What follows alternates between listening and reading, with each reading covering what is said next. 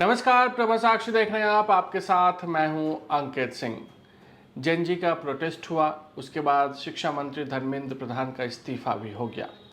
उन्होंने इस्तीफा दिया या उनसे इस्तीफा लिया गया या सरकार पर दबाव था, ये तमाम ऐसे सवाल हैं जिस पर अलग अलग व्याख्या हो रही हैं।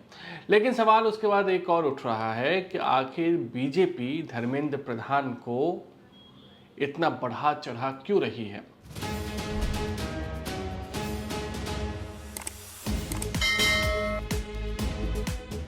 कई बार ऐसा होता है कि जिस मंत्री को इस्तीफा देना पड़ता है या जो मंत्री एक तरीके से किसी कारणवश इस तरीके के बड़े प्रोटेस्ट के बाद इस्तीफा दिया हो, जाहिर सी बात है पार्टी और सरकार सोचती है कि कुछ दिनों तक इससे थोड़ा सा दूरी बना के रखा जाए, कारण कि कोई अलग से समस्या कोई खड़ी ना हो जाए। लेकिन धर्मेंद्र प्रधान के केस में बिल्कुल अलग दिखाई दे रहा है। उन्होंने इस्तीफा दिया, उसके बाद से तमाम राज्यों के मुख्यमंत्री, तमाम बड़े से बड़े कैबिनेट मंत्री, यहाँ तक कि राजनाथ सिंह, अमित शाह, शिवराज सिंह चौहान, ये पार्टी के अध्यक्ष नितिन नवीन, ये तमाम ऐसे लोग रहे हैं जिन्होंने धर्मेंद्र प्रधान को बधाई दी। धर्मेंद्र प्रधान ने जो अब तक कार्य किए उसकी सराहना की। कई नेताओं ने उनके घर जाकर मुलाकात की, अमित शाह भी उनके घर पहुंचे थे। आज जब धर्मेंद्र प्रधान संसद भवन पहुंचे तो उनका जोरदार स्वागत एनडीए के सांसदों की ओर से किया गया। उन्हें मिथिला की टोपी, मिथिला का पाग जिसे बोलते हैं, और गमछा उनके गले में डाला गया। उनका ज़बरदस्त स्वागत किया गया और उस दौरान नारे भी लग रहे थे, धर्मेंद्र प्रधान जिंदाबाद। तो सवाल ये है कि आखिर बीजेपी धर्मेंद्र प्रधान को इतना क्यों बढ़ा रही है। इसके पीछे जो खबरें आ रही है, जो चर्चाएं हो रही है, वो ये है कि धर्मेंद्र प्रधान के इस्तीफे के बाद बीजेपी ये कहीं से नहीं दिखाना चाहती है कि हमारे शिक्षा मंत्री की बहुत बड़ी गलती थी। बीजेपी ये साफ तौर पे बताना चाहती है कि शिक्षा मंत्री ने अकाउंटेबिलिटी ली है, उन्होंने पारदर्शिता लाने के लिए जिम्मेदारी ली है और उसके तहत उन्होंने इस्तीफा दिया है।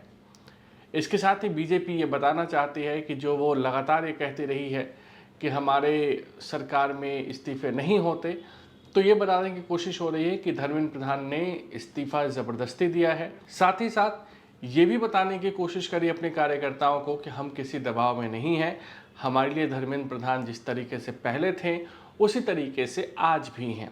ये बात भी सही है कि धर्मेंद्र प्रधान बीजेपी के लिए एक बहुत बड़े नेता हैं और जो लोग धर्मेंद्र प्रधान को जानते हैं वो ये बता सकते हैं कि मंत्रालय तो छोड़िए, संगठन में धर्मेंद्र प्रधान की कितनी बड़ी भूमिका रहती है चुनाव में, वो हम सब ने देखा है। हरियाणा चुनाव, जिसको कोई नहीं कह रहा था कि बीजेपी जीतेगी, धर्मेंद्र प्रधान ने बतौर राज्य के प्रभारी रहते हुए उस चुनाव को बीजेपी की झोली में डाला था। बिहार चुनाव 2025 में जो बिहार का चुनाव हुआ उसमें वो प्रभारी थे और प्रभारी रहते हुए उन्होंने जीत भी दिलाई थी। इसके अलावा पश्चिम बंगाल को आप देखिए, पश्चिम बंगाल में आप देखेंगे कि शुभेंदु अधिकारी जब जब ममता बनर्जी को उनकी सीट पर हराने में कामयाब हुए हैं, उस सीट के प्रभारी धर्मेंद्र प्रधान थे। पार्टी के लिए कई रणनीति बनाने वाले धर्मेंद्र प्रधान पार्टी के लिए आज भी बहुत बड़े रत्न हैं और यही कारण है कि जब से धर्मेंद्र प्रधान ने इस्तीफा दिया है, पार्टी उनसे किनारा नहीं कर रही है। पार्टी अपने कार्यकर्ताओं को संदेश दे रही है कि धर्मेंद्र प्रधान का कद आज भी पार्टी में उतना ही है जितना पहले हुआ करता था। भले ही वो मंत्री नहीं है, लेकिन आज भी अमित शाह के भरोसेमंद है, आज भी प्रधानमंत्री के भरोसेमंद है। इसके अलावा धर्मेंद्र प्रधान ने नीट एग्ज़ाम को दोबारा जिस तरीके से पारदर्शिता के साथ करवाया, उसके लिए भी उनकी तारीफ हो रही है। साथ ही साथ अब सवाल यह है कि धर्मेंद्र प्रधान का आगे क्या होगा। तो देखिए, धर्मेंद्र प्रधान उड़ीसा से आते हैं।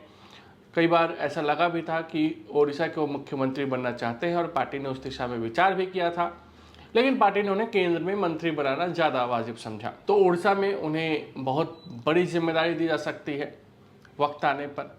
सबलपुर से वो सांसद हैं। इसके अलावा आने वाले समय में कई राज्यों में चुनाव है, उन्हें उन राज्यों में से किसी एक का प्रभारी बनाया जा सकता है। बीजेपी के संगठन में उनका रोल बढ़ सकता है। वो पहले संगठन में सीधे तौर पर नहीं थे, लेकिन उन्हें जिम्मेदारियां दी जाती थीं। अब वो सीधे तौर पर संगठन में रहेंगे और संगठन को वो अच्छे से चलाने की कोशिश भी करेंगे। तो देखना होगा कि धर्मेंद्र प्रधान का आगे किस तरीके से भाजपा उपयोग करती है। अगर आप भी लेना चाहते हैं देश दुनिया की तमाम जानकारी तो आज ही सब्सक्राइब करें हमारे चैनल को। साथ ही नीचे दिए बेल आइकन को जरूर दबाएं ताकि हर अपडेट आप तक पहुंच सके।